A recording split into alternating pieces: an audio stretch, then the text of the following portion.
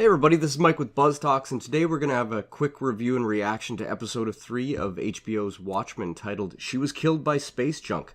There will be potential spoilers as we theorize about what might happen next, so watch out. The episode centers around Agent Laurie Blake. We are introduced to the character, and it also gives us a lot of background information into her and many of the other characters of the Watchmen comic series. Laurie was once the second Silk Spectre, a masked vigilante, and her mother was the first. In the original comic series, her mother trained her at a very young age, and she became a crime fighter when she was about 16. She never really fit comfortably in that role, and she eventually began a relationship with Dr. Manhattan. She stopped crime fighting once it became illegal with the passing of the Keene Act in 1977, and she moved into a military base with Dr. Manhattan, keeping tabs on him and making sure that he didn't go off the rails for the military. In the main storyline of the Watchmen comic, she leaves Dr. Manhattan in 1985 and connects with the hero Night Owl, and he's a kind of Clark Kent meets Batman character. She also learns that her father was the nihilistic anti-hero The Comedian, Eddie Blake, and through the supplementary material for the HBO series, which you can find online at hbo.com, we learn that Laurie Blake and Night Owl continued being mass vigilantes after the events of 1985 in the comics, until they were arrested in 1995. Night Owl, Dan Dreiberg, is still in custody, and in this episode, Senator Keene suggests that he could be released on a presidential pardon if she cooperates with him. Now, Laurie's become an FBI agent and is a part of the anti-vigilante task force, so she must have made a deal with the feds to join them in taking down masks as a condition of her own release from custody. And she's set to take lead on the investigation into the death of Chief Crawford in Tulsa. Her life has been framed by an existence of masked vigilantes, and she truly enjoys taking them down. She also sees the masked police in Tulsa as being just as bad as masked vigilantes. She's witnessed the misuse of power by the police and is intentionally trying to provoke them throughout this episode, letting them know that their identities are not really a secret and that these Watchmen are being watched by her and the FBI. We learn in this episode that a company called the True Corporation has developed a satellite link to Mars in which you can supposedly send messages to Dr. Manhattan. And we also learn in this episode that that same company, led by Lady True, bought out Vite Industries and built the Millennium Tower in Tulsa. It seems that this corporation has capitalized financially on the absence of Dr. Manhattan, creating a cult around him in which he can hear and potentially answer your prayers. And we saw in the last episode the Manhattan blocks that Angela's son was playing with, which is likely just one of their many products which they sell. Now, Laurie still wants to have a connection with Dr. Manhattan, so she goes to those booths, not knowing whether or not he's actually listening.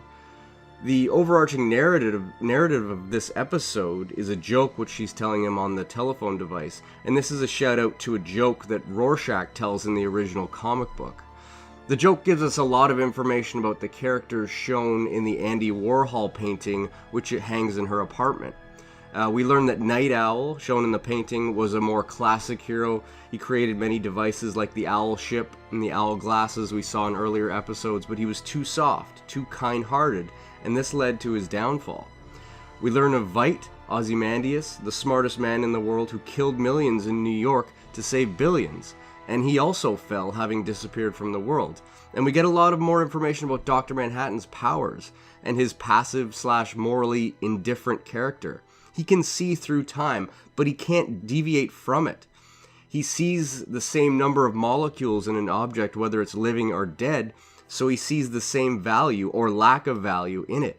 He won the Vietnam War for the US, but continued to become more and more distant from his humanity, and he left the Earth in 1985 after the events of the comic book. Laurie speaks of herself as the girl in the joke, the one to take down God and end everything. And in this, we can see that she's become much like her father, the comedian, who was a jaded nihilist. And also in those supplementary notes, she actually took on the name The Comedian when she was with Dreiberg in the late 80s and 90s. She sees the world as a joke that it's become, and she wants to tear it all down in that joke narrative which she's talking about. Also in the episode, we see the character development of Senator Keene, who was influential in getting the Defense of Police Act passed after the first 7th Cavalry attack. his platform for presidency is running on a mask save lives policy, and he wants to expand mask-wearing police services outside Tulsa. Now, looking down the line at this character, it kind of seems obvious right now that they're setting him up to be the puppet master who worked with Chief Crawford in orchestrating the White Knight in order to expand police powers and bring down crime.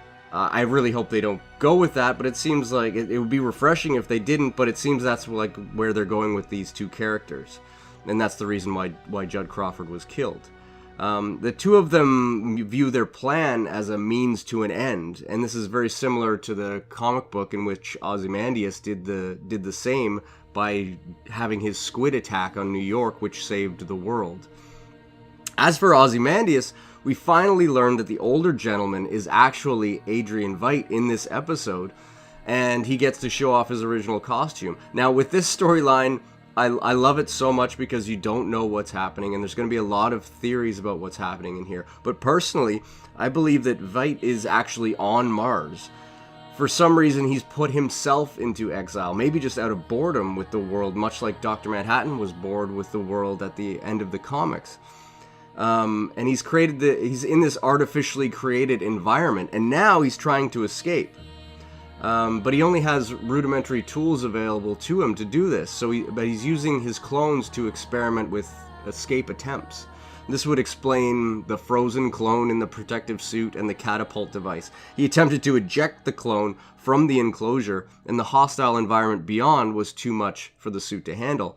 Now, part of me thinks that this is an environment which was created by Ozymandias, including the game warden, who is also going to be just another clone. As we see in the letter, he begins to call himself Master, so it's another clone.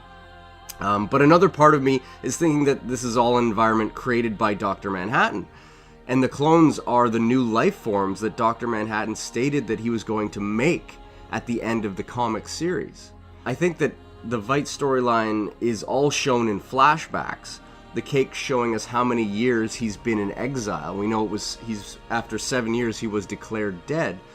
So I think that this whole Veidt storyline will conclude with that very first scene that we saw Dr. Manhattan in episode 1, where we saw a castle being destroyed. I think that's going to be the ultimate end to the storyline, in which Dr. Manhattan destroys that enclosure and everything there, but no one knows that Veidt's up there.